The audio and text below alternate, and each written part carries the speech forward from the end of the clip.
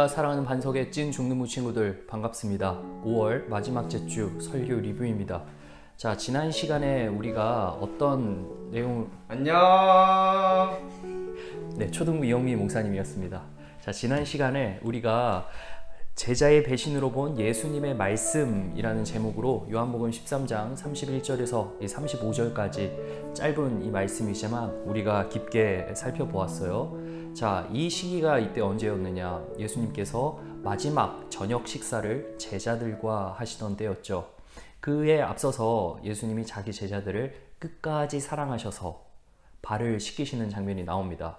자, 이때 한 사람이 유독 눈에 띄는데 그가 바로 예수님을 배신하고 팔아넘긴 가룟 유다죠. 자, 이 유다를 주님께서는 이후에 배신할 것을 아셨음에도 발을 닦이셨습니다.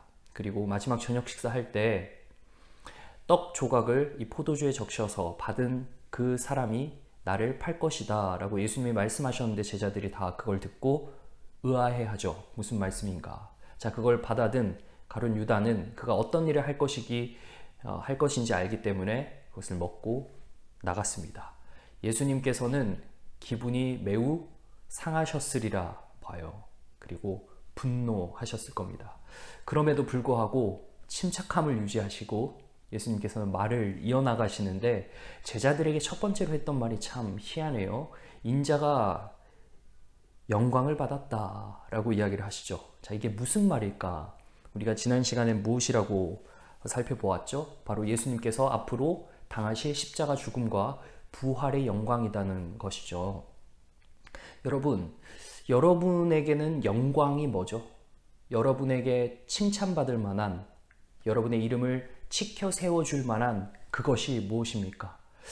우리에게도 인생에 몇 번의 영광이 찾아옵니다. 우리가 영화 배우들이 시상을 할 때 대상을 받으면 수상소감을 하잖아요. 이 영광을 누구에게 돌립니다. 이런 식으로 이야기를 하는데 모든 사람이 그 한 사람을 집중해서 축하해 줄 때 이제 영광을 누리게 되는 거죠. 자, 그런데 예수님께서는 영광을 받으셨다고 하는 건 전혀 상황이랑 맞지 않는 거예요.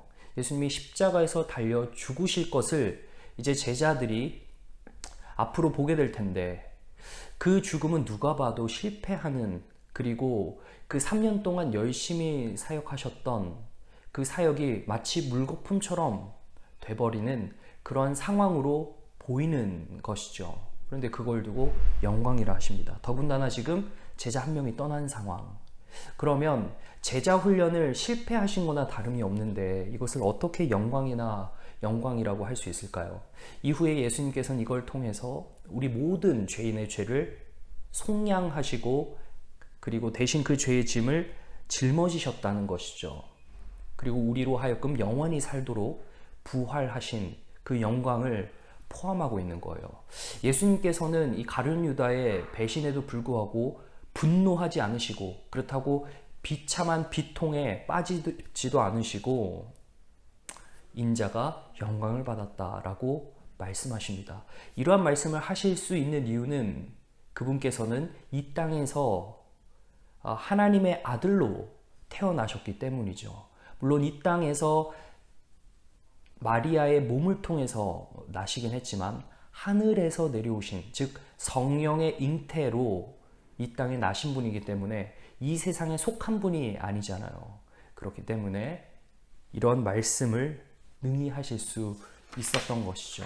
여러분, 예수님께서 당하신 그 배신에도 불구하고 이 배신이 없었다면 십자가의 길을 걸어가지 못하실 그러한 이 상황 가운데서 이 배신이야말로 필요했던 하나의 과정으로 지나치시는 것이죠.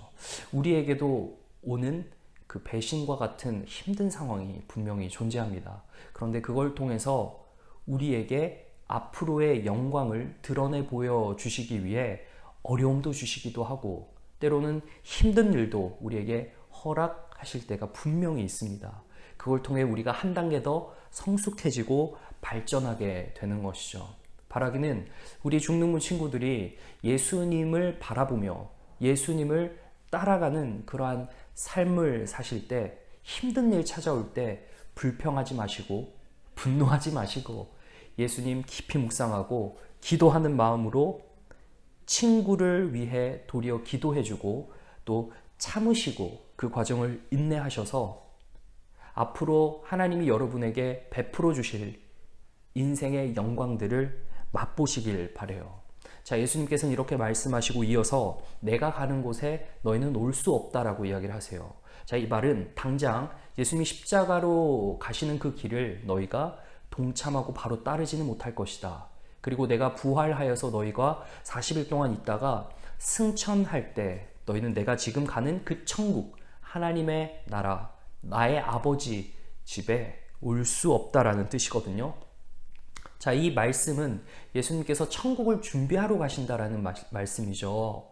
우리가 앞으로 살아서 8, 90 살다 우리의 인생이 끝나고 하나님 앞에 갈 때 예수님께서 우리를 영접하셔서 예수님이 거하시는 그곳에 우리도 있도록 해주시겠다고 분명히 약속하고 계세요. 바로 그곳에 내가 갈 것이다 라는 것을 제자들에게 이야기를 하고 계신 것이죠. 예수님께서 천국을 준비하고 계세요. 예수님께서 원래 계셨던 그곳을 예비하러 준비하러 가셔서 이제 앞으로 우리로 함께 거하실 그 장소에 영원토록 우리를 초대하시고 살게 하신다는 것이죠. 여러분, 우리가 원하는 곳, 가고 싶어하는 장소가 있잖아요. 그런데 그 장소에 갈 때 우리의 마음이 어떨까요? 매우 벅차고 기쁘고 빨리 도착하고 싶은 마음이겠죠. 그렇기에 우리가 그 장소를 너무나도 기다리고 가고 싶어하는 그러한 마음으로 갈 때 참 마음이 설레며 기쁩니다. 마치 이런 것과 같아요. 천국은 슬픔이 없고 고통이 없는 곳이기 때문에 누구나 가고 싶어하는 그곳, 우리가 당장 학교보다 PC방을 가고 또 에버랜드나 롯데월드를 가면 그 기쁨이 너무나도 크잖아요. 물론 그것도 하루 이틀이긴 하지만 말이죠.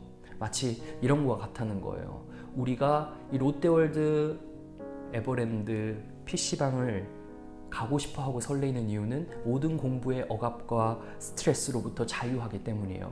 인생의 모든 짐으로부터 자유할 수 있는 그곳이 바로 천국이기 때문에 예수님께서 지금 당장 나는 가지만 너희는 따라올 수 없다 하는 것은 우리가 당장 이 인생을 살아야 한다는 것이고, 또 우리의 인생이 마지막에 이르게 될 때에 저 천국에서 우리 주님이 우리를 기다리고 그 천국을 준비해 두셨다는 사실입니다. 자, 그렇다면 우리가 남은 인생을 살아갈 동안에 우리에게 어떤 부탁을 하시느냐? 바로 새 계명으로 서로 사랑하라 라고 말씀을 하시죠. 여러분, 우리는 사랑해야 되는 존재이고요, 사랑받아야 하는 존재입니다. 그리스도인이 기억해야 될 것은 우리가 먼저 사랑받았기 때문에 그 사랑으로 형제를 사랑하는 것이죠. 근데 이 사랑은 조금 세상의 개념과는 다르죠. 우리가 좋아하고 싶은, 그리고 누구나 좋아할 만한 그 사람을 사랑하는 것이 아니라 원수까지도 사랑하는 사랑을 예수님께서 부탁하고 계십니다. 사실 예수님께서 이러한 사랑을 먼저 보여주신 것이죠. 그래서 우리가 이 땅 살아가면서 주님께서 예비하여 두신 저 천국 가기 전까지 사랑을 이루면서 산다면 이 땅에서 작은 천국을 맛보면서 정말 기쁘고 평안하고 행복한 삶을 살다가 실제하는 저 천국에 이르게 된다는 것입니다. 우리가 이러한 것이 가능한 이유는 예수님의 십자가에서 죽으심, 그분의 부활, 그리고 그분의 승천하심, 그리고 그분께서 우리에게 보내주신 성령이 우리 안에 계시기에 우리가 사랑할 수 있다는 겁니다. 여러분은 성령을 받으셨습니까? 여러분 예수님을 믿으십니까? 하나님이 여러분을 인도하시고 여러분의 삶을 계획하셨다는 사실을 믿으시나요? 그렇다면 우리의 삶 속에서 이러한 사랑의 열매가 일어나야 됩니다. 여러분은 친구들에게 어떤 방식으로 사랑을 실천하고 계시나요? 오늘 우리 중등부 친구들이 하나님 안에서 이 사랑을 실천하는 성숙한 중등부 친구들이 되기를 간절히 소망합니다. 다음에 뵙도록 하겠습니다.